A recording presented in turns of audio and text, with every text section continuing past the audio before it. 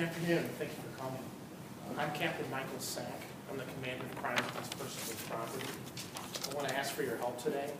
On the 15th of January, homicide detectives were requested to 9214 Riverview for the victim of a suspicious death. They received a call from employees of the Burlington Northern Santa Fe Railroad about a female lying in a field. The detectives responded to that location along with representatives from the medical examiner's office and found the victim's remains in a deteriorated state. An area search was conducted for any witnesses and any evidence. And then we also searched the area for anything else, and nothing came up in that search. The victim on the 15th was then taken to the morgue. On the 16th, an autopsy was performed, and during that autopsy, fingerprints were rolled on the remains of the victim. At the conclusion of the autopsy on the 16th, we learned that the death would be ruled a murder, and that there was a particular type of trauma to the victim, which I'm not going to share with you at this time today.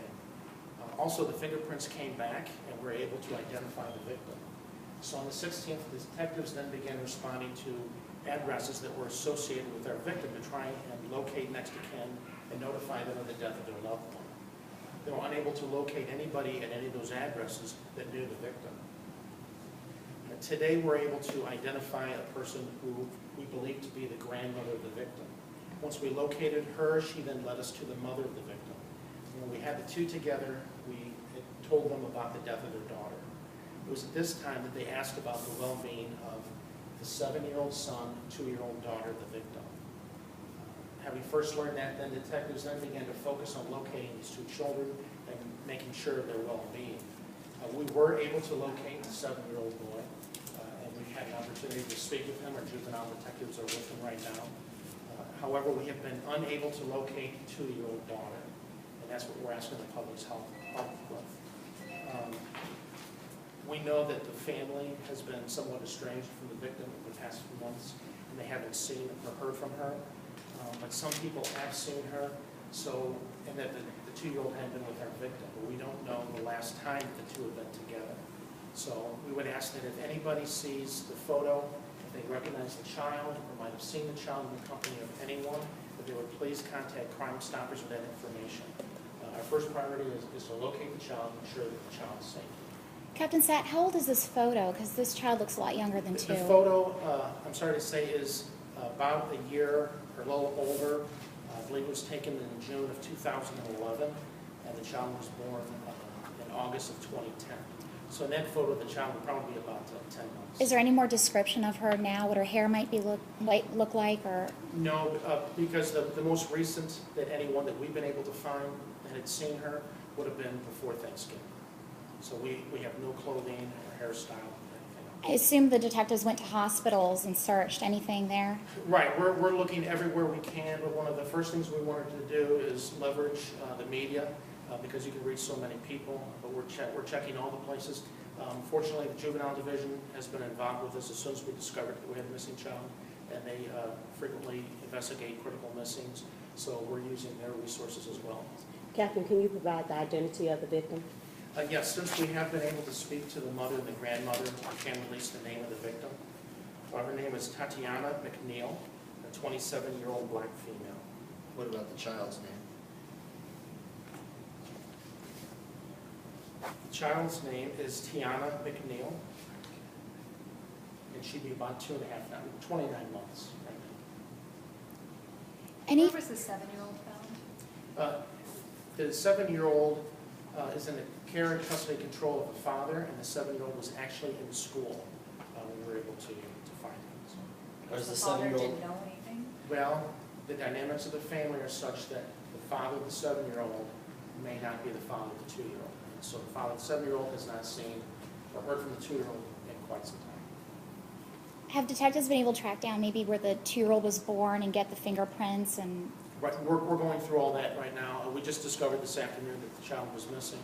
So we're putting a lot of resources into play. Do we know how long the body of Tatiana had been there? The medical examiner's office advises us that the body may have been there about a week.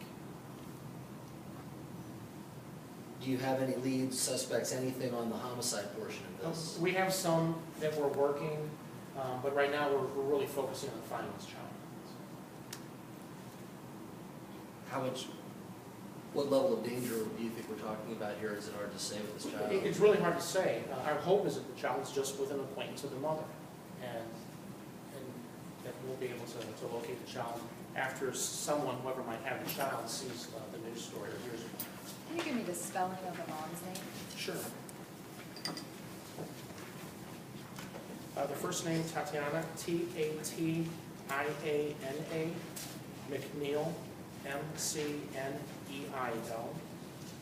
the daughter's name, Tiana, is spelled Tiana.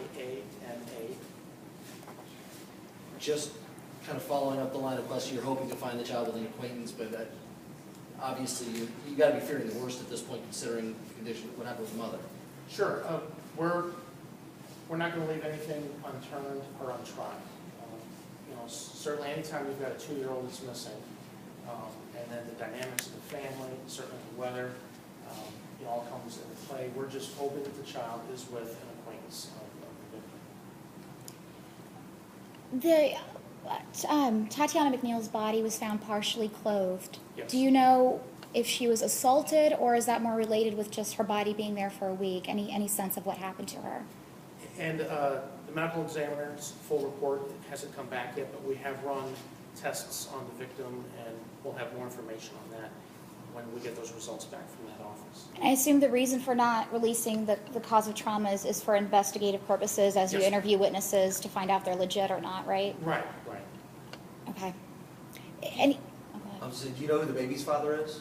No, we're not sure. Do you know where Tatiana McNeil last stayed, or where her last address was?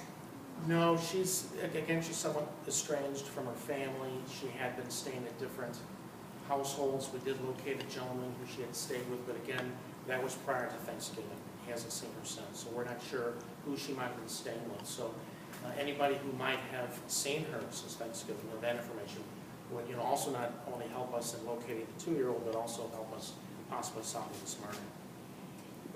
Was there any known dispute over the custody of the 2-year-old child? No. Was the victim, was she known to police in any way? Had you had run-ins with her in the past? No, she'd been a victim of a crime in the past, but she did have a criminal history, but it had been more than 10 years. So she apparently turned it around. So you do have homicide looking into the death? Yes, ma'am. And we're working also, homicide's also working with the juvenile division on the criminal missing. So both Tatiana and Tiana hadn't been seen since before Thanksgiving? Or just the child? We haven't been able to find anybody who has seen them since Thanksgiving. Can you speak to the location of where Tatiana McNeil's body was found? What is that telling you? Sure. Well, that's up on the northeastern portion of the 6th District, between the river and a commercial roadway there. It's kind of a secluded area, so. Do you feel like she was dumped there or left there? It's possible, but we're not going to go into too many details on that. No one saw any cars going in and out or anything like that? No, as part of the area canvas, we looked for witnesses. We did get some statements from some people. I know there's a distribution center across the way there. Do they have cameras, or has that been able to tell you anything about who may have gone in and out? Right, we looked through all of that. It is a somewhat wooded area, although a lot of the greenery's down. But where the body was located is in a position that's not really seen from the roadway. Can you just be a little bit more specific about where the body was found? Was it out in the open, next to the railroad tracks, or?